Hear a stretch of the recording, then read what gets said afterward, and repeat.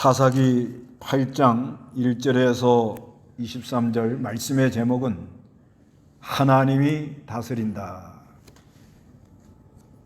여기 그 23절에 보면은 기드온이 그들에게 말하기를 나는 여러분을 다스리지 않을 것이며 네 아들도 여러분을 다스리지 않을 것이니 여호와께서 여러분을 다스릴 것입니다 라고 하였다 이랬습니다. 지금 사사 기드온에 대해서 우리가 공부하고 있는데요. 사사 기드온은 다섯 번째 사사입니다. 첫 번째 사사는 온니엘, 그 다음에 에훗, 상갈, 드보라, 그 다음에 기드온인데, 기드온은 그 성경 4장에 걸쳐서 나옵니다. 6장, 7장, 8장, 9장. 그래서 기드온이 미디안 군대가 많이 쳐들어왔는데 하나님이 가르쳐준 전법으로 승리를 했습니다. 그래서 그 나팔을 불면서 나팔을 신호를 보내면 항아리를 깨라는 거죠. 그리고 그 안에 횃불을 높이 들으라. 그러면서 300명 용사들도 나팔을 불면서 여호와를 위하라, 기드온을 위하라 이렇게 외쳐대면 그 원수들이 자기네끼리 서로 찌르고 자중질환이 일어나서 승리하도록 그렇게 하나님이 역사를 하십니다. 그래서 하나님이 승리하고 나서 그 미디안의 지도자 오렙과 스렙은 오렙은 오렙바위에서 죽이고 스웹은 스웹 포도주 틀에서 죽였습니다. 그러고 난 다음에 그 미디안의 왕 두 왕 스웹과 살문나를 이제 추격하는데 에브라임 지파들이 와가지고 아니 사람들 소집할 때 왜 우리는 안 불렀어? 이러고 이제 따지고 들어오는 거예요. 8장 1절 읽어보시기 바랍니다. 에브라임 사람들이 기드온에게 말하기를 당신은 미디안과 싸우러 나가면서 우리를 부르지 않으셨는데 우리를 이렇게 대접한 것은 어찌된 일입니까? 하고 그에게 강력히 항의하니 기드온이 그들에게 말하였다. 이번에 내가 이룬 일을 어찌 여러분의 한 일과 비교할 수 있겠습니까? 에브라임이 죽은 포도가 아비에셀이 수확하는 것보다 낫지 않습니까? 하나님께서 미디안의 지도자들 오렙과 스웹을 여러분 손에 넘겨주지 않으셨습니까? 내가 할 수 있었던 일을 어찌 여러분이 한 일과 비교라도 할 수 있겠습니까? 기드온이 이 말을 하니 그를 향한 그들의 분노가 가라앉았다. 예, 여기 이제 에브라임은 그 요셉의 아들입니다. 그래서 그 에브라임하고 므낫세는 요셉의 아들이 되어서 근데 야곱이 그 축복을 할 때 요셉의 아들들을 데리고 오라고 그래갖고 축복할 때 므낫세가 장자고 에브라임이 차자인데 손을 이렇게 어긋 맞춰가지고 축복을 해가지고 이 에브라임 지파 이 사람들은 아주 우월감이 상당합니다. 우월감이 아주 상당한데 그런데 이 1절에 에브라임 사람들이 기드온에 말하기를 당신은 미디안과 싸우러 나가면서 우리를 부르지 않으셨는데 우리를 이렇게 대접하는 것이 어찌 된 일입니까? 하고 그에게 강력하게 항의를 했다는 거예요. 왜 우리는 안 불렀냐? 전쟁 나가는데 왜 우리를 안 불렀느냐 이렇게 말합니다. 안 불른 이유는 여러 가지가 있지만 하나님께서는 나는 구원의 신이라는 것을 보여주려고 사람이 그렇게 많이 필요하지가 않았어요. 그래서 하여튼 통지를 보냈는데 3만 2천 명이 온 거예요. 근데 자기네는 안 불렀다 이렇게 따지고 나옵니다. 그러니까 기드온이 그들에게 말하였다. 이번에 내가 이룬 일을 어찌 여러분의 한 일과 비교할 수 있습니까? 그러면서 이제 기드온이 살짝 꼬리를 내려요. 지혜롭게. 아주 자기를 낮추면서 에브라임이 주운 포도 이렇게 이제 만물이라고 그러죠. 이제 다 포도하고 이제 좀 찌꺼기 남은 거. 그게 아비에셀은 이제 그 므낫세 지파의 길르앗의 자손이에요. 그래서 므낫세 지파를 말할 때 아비에셀 그럽니다. 아비에셀이라는 말은 도움의 아버지 그런 말인데, 그런데 아비에셀이 수확한 것보다 낫지 않습니까? 그게 누가 더 뛰어나다는 거예요 지금. 에브라임이가 더 뛰어납니다. 아주 한마디 척 해주니까.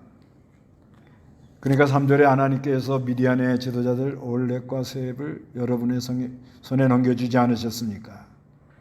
내가 할 수 있었던 일을 어찌 여러분이 한 일과 비교라도 할 수 있습니까? 내가 한 일은 아무것도 없고 당신들이 더 일을 많이 하고 큰 일을 했다고 그렇게 말하니까 이 사람들이 어떻게 분노가 싹 가라앉았다고 합니다. 그래서 이 에브라임 지파는 하여튼 우월감이 있는데 이 사람들이 자꾸 이렇게 자기네를 드러내려고 하는 그런 게 있습니다. 근데 하나님께서 아마 통지를 안 보냈는지 뭐 했는지 조금 제외를 시켰던 거예요. 그건 왜 제외를 시켰느냐? 시편 78편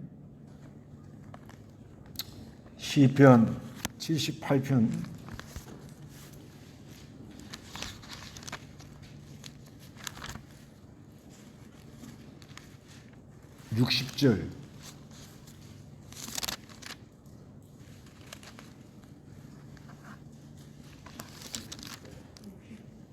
하나님께서 실로에 거쳐 곧 그분께서 사람 가운데 세우신 장막을 버리셨다. 예, 하나님께서 실로에 거쳐 곧 그분께서 사람 가운데 세우신 장막을 버리셨다 이렇게 말씀하는데, 이 실로는 어딘가 하면 에브라임 지파에 있는 실로인데요. 여기에 성막이 이렇게 있었습니다. 그러니까 이 에브라임 지파는 우리 실로에 성막이 우리한테 있다. 그러니까 자기네가 상당한 우월감을 가지고 있었습니다. 근데 하나님께서는 시편 78편 67절에 보면 주께서 요셉의 장막을 버리시고 에브라임 지파를 택하지 아니하시며 주께서 유다 지파 곧 그 사랑하시는 시온산을 택하셨다 이렇게 말하는 거예요. 그러니까 에브라임 그 지파의 실로에 성막이 있어서 자기네는 이 실로에 우리 이 성막이 있어서 우리가 얼마나 귀한 지파인 줄 아냐. 그러지만 하나님은 그걸 뭐예요? 택하지 아니하시고 68절에 주께서 유다 지파 곧 그 사랑하시는 시온산을 택했다 이렇게 말합니다. 그러니까 유다 지파에서 누가 온다는 거예요? 그리스도가 올 거를 이렇게 말하면서 유다 지파를 통해서 이렇게 하나님께서 그리스도를 보내서 택한 백성을 구할 거다. 그러니까 에브라임 지파의 실로에 성막이 있는 것은 상당히 그건 자부심을 가지고 있는 거예요. 요즘으로 말하면 우리 동네에 총회 본부가 있다 이러고 나오는 거라고. 그런 거 중요하게 여기지 아니하고 하나님이 하신 예정 언약대로 유다 지파에서 그리스도가 오도록. 근데 꼭 그래서 그런 건 아닌데, 근데 그 요한계시록 7장 6절 8절 보면은 12지파가 나오지요. 거기에 에브라임 지파가 빠졌어요. 단지파하고 에브라임 지파가 빠졌어요. 네, 그래서 우리가 오늘날 우월감을 가지고 나가면 안 된다. 우리는 뭐 보수다. 우리는 장자교단이다. 장자교단이라는 데가 많아요. 근데 전부 다 자기네가 장자교단이래. 그런 거 이렇게 내세우고 그러면 안 됩니다. 믿음으로 해야지. 그리고 그리스도와 연합이 돼서 그리스도와 연합이 되면 남을 나보다 낫게 여길 거 아니에요. 그리스도의 마음이 와 있는데. 근데 우리가 장자교단이다 하는 걸 보니까 이게 뭐예요 벌써. 육신 중심이잖아요. 아까 그러잖아요. 에브라임 그 실로에 있는 장막 사람이 해놓은 거 그거 귀하게 여기지 않고 하나님의 약속 유다 지파에서 그리스도가 오도록 그렇게 하셨다. 그렇게 말씀하잖아요. 누구든지 우리는 정통이다. 우리는 보수다. 우리는 뭘 잘한다.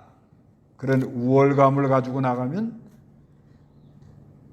하나님께서 제외를 시켜요. 너는 좀 빠져야 되겠다. 네가 나서면 일이 안 되겠다.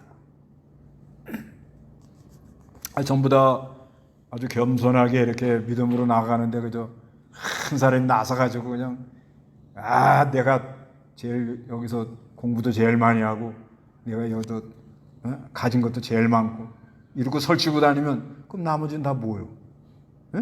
나머지는 다 예수의 마음을 품고 다른 사람보다 나보다 다른 사람을 낫게 여기면서 어디 가든지 자기 일비지역 자기 위치에서 그걸 맡아가지고 십자가 고난이 와도 그저 참고 그저 믿음으로 이렇게 쑥쑥 가는데 갑자기 하나 탁 들어와가지고 뭐야? 뭐 교회가 뭐 이래? 뭐 이래가면서 설치고 다니면은 일로 와 빠져. 하나님은 그렇게 합니다. 빠지라고. 그 사람은 하나님의 그 분깃에 참여할 자격이 없는 거예요. 하나님 나라의 분깃은 온유하고 겸손하고 기도원처럼 해야 돼요. 기도원이 아이고 당신의 그 찌꺼기 주운 포도가 우리 아주 만물보다 아주 저기보다 더 낫다고. 그러니까 또 쌩 해갖고 그런가? 해갖고 분노가 싹 가라는 얘기예요. 이게 아직 어리네요. 그래서 잠언 15장 1절에 뭐라고 그러죠? 잠언 15장 부드러운 대답은 분노를 가라앉혀도 과격한 말은 화를 일으킨다. 예, 부드러운 대답은 분노를 가라앉혀도 과격한 말은 화를 일으킨다. 이렇게 말씀하고 있습니다. 그래서 우리는 그리스도와 연합이 돼서 어디 가든지 어떻게 부드러운 말로 같이 뭐 너만 잘났느냐? 나도 잘났다. 우리도 뭐 다 있다. 뭐 이래가면서 그러지 말고 부드럽게 아이고 잘하신다. 아이고 참 훨씬 우리보다 낫습니다. 그러니까 또 미안해가지고 쑥 들어갔더라는 거예요. 이제 그 다음에 4절부터 이제 저기 21절까지는 뭐냐? 숫꽃과 부두엘 사람들이 교만해가지고 심판받는 내용이에요. 이거는 기도원 300명 목사가 아주 피곤할 때 좀 떡과 좀 물을 달라, 좀 도와달라, 빵을 좀 달라 그렇게 말했는데 그 사람들이 아니 네가 다 이겨놨어 지금? 미디안 왕 살문과 세바와 살문나를 쫓아간 다음에 그 사람들 목이 네 손에 있냐? 우리 안 도와준다. 그러니까 기도원이 두고 보자. 가만 안 둔다. 그래가지고 세바와 살문나를 잡아오는 도중에 이 숫꽃과 분노할 사람을 공격해서 다스렸다. 그런 내용입니다. 4절 읽어보시기 바랍니다. 기도는 그를 따르는 300명과 함께 요단에 이르러 강을 건너고 피곤하였지만 계속 추격하였는데 예, 우리가 하나님 일할 때 가다가 피곤할 수 있어요. 이거 하나님 역사가 있을 때 이걸 딱 끝을 내야 되는 거예요. 지금 하나님이 힘 줄 때, 기회 줄 때 그때 확실하게 밀어붙여야 되는데 그때 너무 피곤한 거예요. 그래도 힘을 내서 가야 됩니다. 피곤하다고 그거 안 쫓아가면 그 하나님의 역사가 이제 사그라지고 없어지면 다시 힘을 못 써요. 사람이 항상 그렇게 되어 있습니다. 그래서 피곤해도 계속 추적을 했습니다. 5절 읽어보시기 바랍니다. 기도원이 숙고 사람들에게 말하기를 나를 다루는 전사들이 피곤하니 그들에게 빵 덩어리를 좀 주시오. 나는 미디안의 두 왕 세바와 살문나를 추격하는 중이요 하였다. 숙고 지도자들이 말하기를 우리가 당신 군대에게 빵을 주다니 당신 손 안에 세바와 살문나가 있기라도 한 것이요 하므로 기도원이 말하기를 그렇다면 여호와께서 세바와 살문나를 내 손에 넘기실 때 내가 새 가시와 찌레로 너희들의 살을 찢어버릴 것이다 하고 예, 좀 너무 힘드니까 좀 빵을 달라고 그래요. 빵을 달라고 그러니까 네 손에 세바와 살문나 잡은 거 있냐? 이러고 안 준다는 거예요. 그러니까 기도원도 한 성격 있는 거야. 돌아올 때 한번 보자. 들 가시와 찔레로 뭐요? 너희들의 살을 다 이게 굉장히 아프답니다. 저 가시 있잖아요, 가시 찔레 같은 걸로 계속 사람을 긁어내는 거예요. 그냥 아예 죽이면 그냥 간단하게 죽으면 되는데 멀쩡히 살아있는 사람을 가시로 어떻게 계속 때리면서 긁어대는 거예요. 그러면 아주 얼마나 힘든지 모른대요. 그래서 발전에 거기서 그가 분회로 올라가 가지고 그들에게도 똑같이 요청했으나 그들도 숫곳 사람들처럼 대답했다. 그래서 그가 부두엘 사람들에게 또 말하기를 내가 평안히 돌아올 때 이 망대를 헐어버리겠다고 하였다. 이 사람들은 요단강 동쪽에 있는 사람들이에요. 그 지도 한번 보세요. 그 지도를 보면은 아주 숫곳 분우엘 요단강 동쪽 갓지파 있죠. 12지파에 분배한 가나안 땅에 요단강 동쪽 숫곳 분우엘이라고 있죠. 그 갓지파 요단강 동쪽에 있는 좀 도와주면 좋으련만 안 도와준다는 거야. 그래서 10절에 이때 세바와 살문나는 갈고리에 있는데 동방 사람의 모든 군대에서 칼을 든 12만을 죽이고 남은 15,000가량이 그들과 함께 거기 있었다. 이제 아주 12만은 죽었어요. 많이 쳐들어온 거예요. 그리고 15,000 그러니까는 13만 5천 명이죠. 그리고 11절에 적군이 안심하고 있을 때 이제 도망가다 가지고 이제 15,000명이 좀 아이고 이제 많이 도망왔네. 그런데 기드온이 노바와 욕부와 동쪽의 천막에 거주하는 자들의 길을 따라 올라가 적진을 치니 또 기습을 하는 거예요. 12절에 세바와 살문나가 도주하였다. 기드온이 그들을 추격하여 미디안의 두 왕 세바와 살문나를 사로잡고 그들의 온 군대를 섬멸했습니다. 그래서 13절 읽어보시기 바랍니다. 요아스의 아들 기드온이 헤레스 기탈에서 있었던 전쟁을 마치고 돌아오다가 숫곳 사람 가운데 한 청년을 잡아 신문하였더니 그가 숫곳의 지도자들과 장로들 77명을 그에게 적어주었다. 예, 오다가 이제 숫곳에 들렸어요. 그래서 한 청년을 잡아갖고 신문하니까 그 숫곳의 지도자하고 장로 70명 명단을 딱 주는 거예요. 그래서 15절에 읽어보시기 바랍니다. 기드온이 숫곳 사람들에게 와서 말하기를 세바와 살문나를 보아라. 너희가 전에 오실더러 당신의 지식 군대에게 빵을 주라 하니 당신 손 안에 세바와 살문나가 있기라도 한 것이오라고 하면서 나를 비웃었다 하고 그들을 그 성읍의 장로들을 붙잡고 숫곳 사람들을 들가시와 찔레로 징벌하였으며 또 분을 망대를 헐고 그 성읍 사람들을 죽였다. 예, 그래서 아주 심판을 해가지고 그 숫곳 사람들을 들가시와 찔레로 어떻게 해요? 징벌을 했습니다. 그리고 분우엘을 망대로 그 성읍 사람을 죽였습니다. 이거는 뭘 우리에게 말하는가? 하나님 나라에 냉수 한 그릇에서 도와줘라. 하나님 나라에 어떻게 하라고요? 도와주라는 게 도와주라. 어떻게든지 그 하나님 나라 건설해 나가는데 도와주려고 힘을 많이 써라. 그런 은혜가 진리가 있습니다. 어떻게 하든지 좀 도와주려고 애를 써야 돼요. 우리가 이 하나님 나라 건설해 나가는 거 쉬운 일이 아니잖아요. 어둠의 세력이 공격에 들어오죠. 악의 세력이 공격에 들어오죠. 반대가 일어나죠. 여러 가지 어려움이 많습니다. 그래서 어느 때는 아주 지칠 대로 지치는 그런 때가 있어요.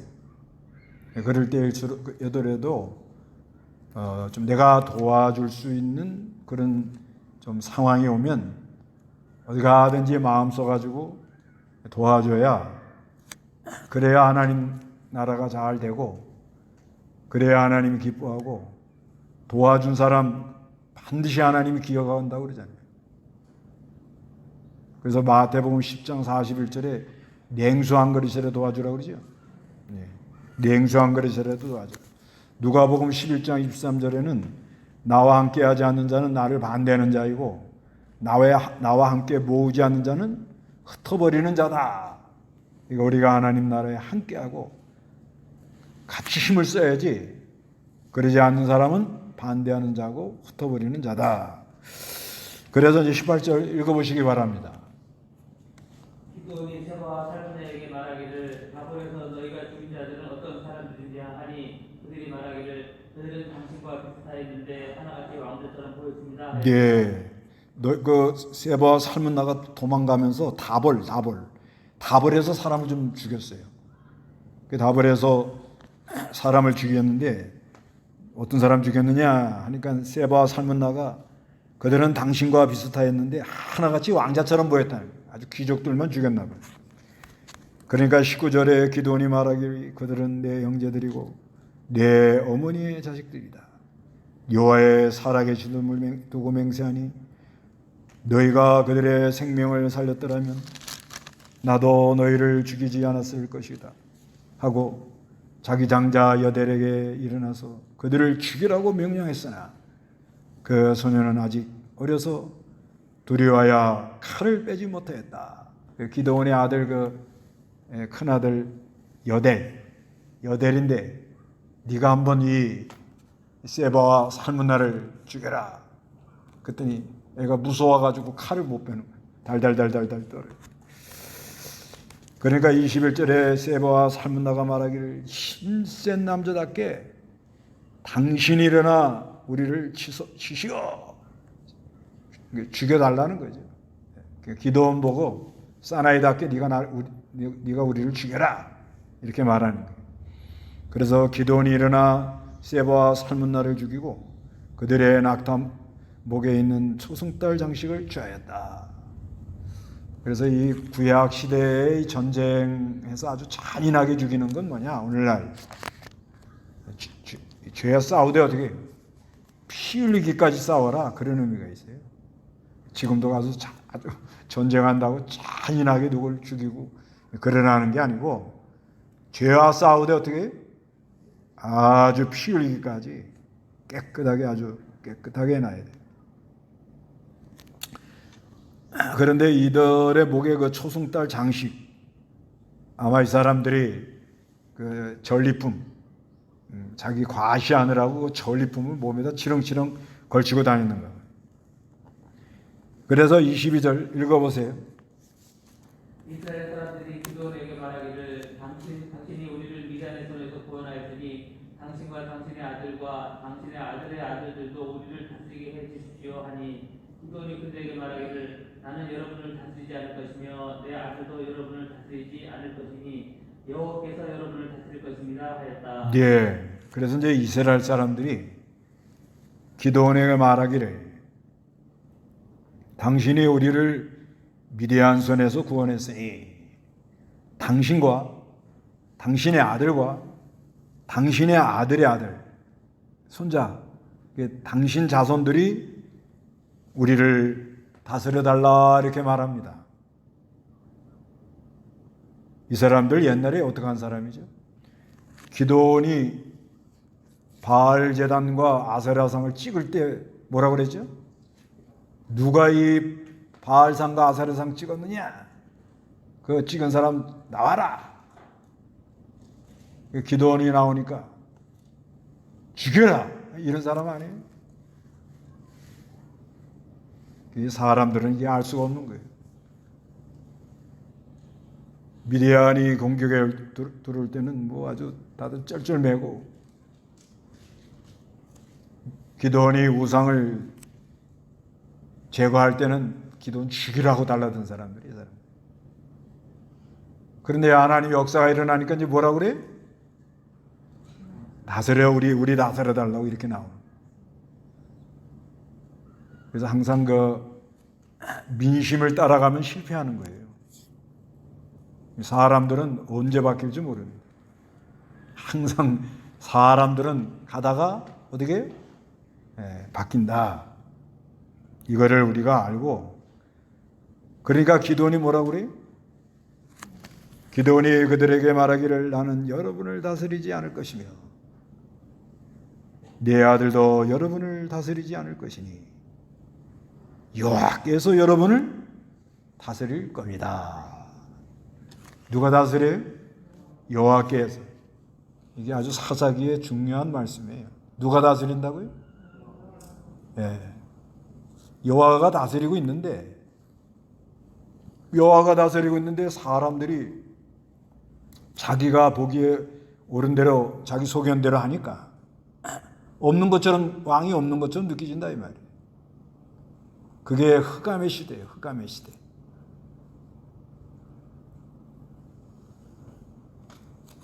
그래서 점점 이제 앞으로 갈수록요, 시대가 그렇게 바뀌는 거예요. 시대가 옛날에는 뭐예요? 어떤 왕 힘센 사람 밑에 가서 비로부터 살아야 될 거 아니에요? 그러죠? 근데 점점 지금 발달해가지고 통신이 발달하니까 지금은 어떻게 되죠? 다 왕이에요, 다 왕. 다 왕이 되어 있는 거예요, 지금. 시대가 이렇게 바뀝니다. 우리 세대가 뭐예요? 베이비붐 세대잖아요. 그 다음에 1965년 이후에 태어난 사람들이 X세대. X세대라는 건 뭐예요? 정체를 알 수 없다. 그 다음에 이제 밀레니엄 M세대. 그 다음에 Z세대라고 그러는데, 그 요즘 뭐냐? 알파 세대래요. 알파 세대라는 게 뭐냐면 2010년 이후로 태어난 사람. 2010년. 이 아이들은요, 요즘 12, 13, 요즘 6학년, 이제 국민학교 6학년, 초등학교 1학년, 중학교 1학년, 이런 정도. 얘네들은 생각하는 게 우리하고 구조가 아예 달라요. 걔네들은 벌써 메타버스, 인공지능. M세대라는 거는 이제 디지털, 이제 기계를 자유자재로 다루는 세대라고 그럽니다. 근데 이제 점점 갈수록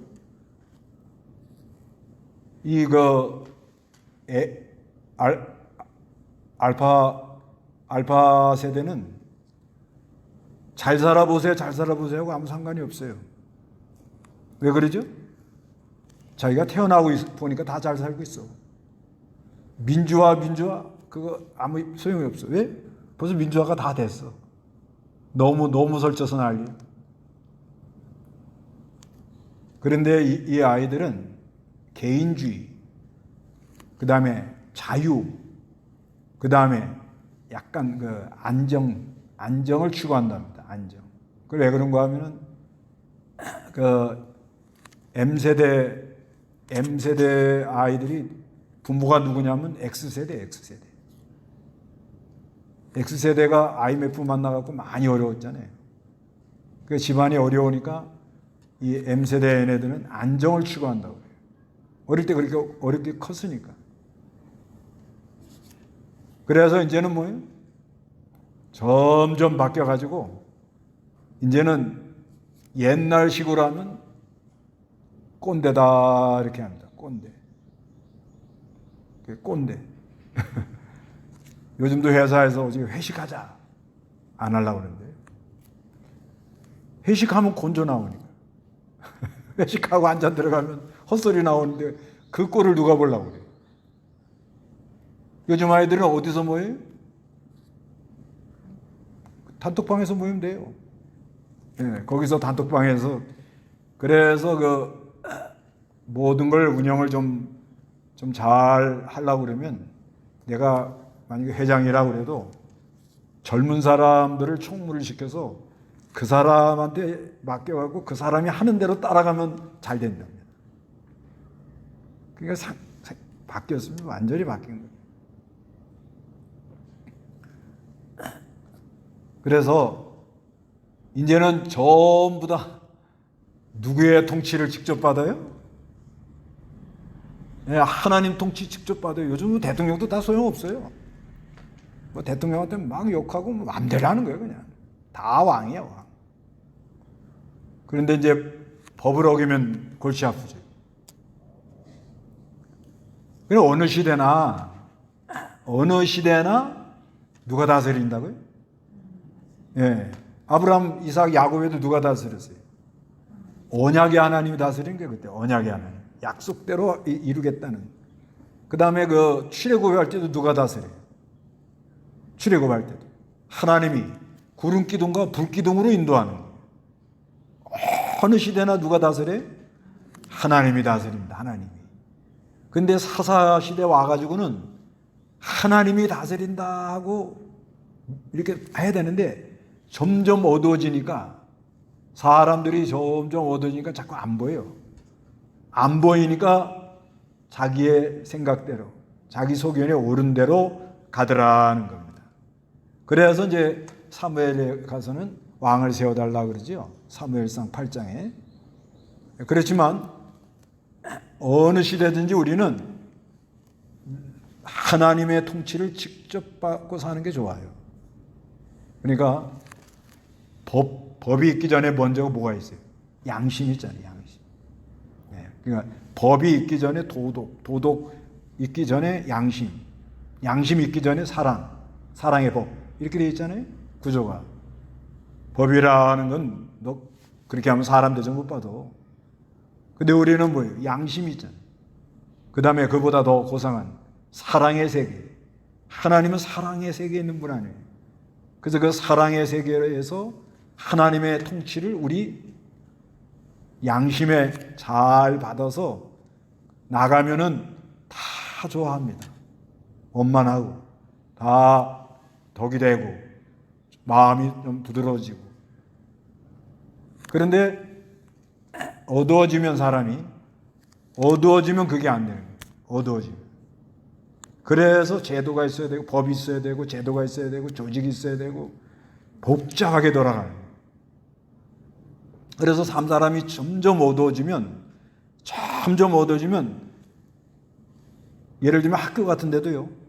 뭐라 그런가 하면은 열심히 연구해 가지고 애들 가르치면 기쁨이 있는데 학교 교육청에서 뭘 요구하느냐? 너 뭐 가르쳤는지 그거를 교환을 써서 내라는 거래요.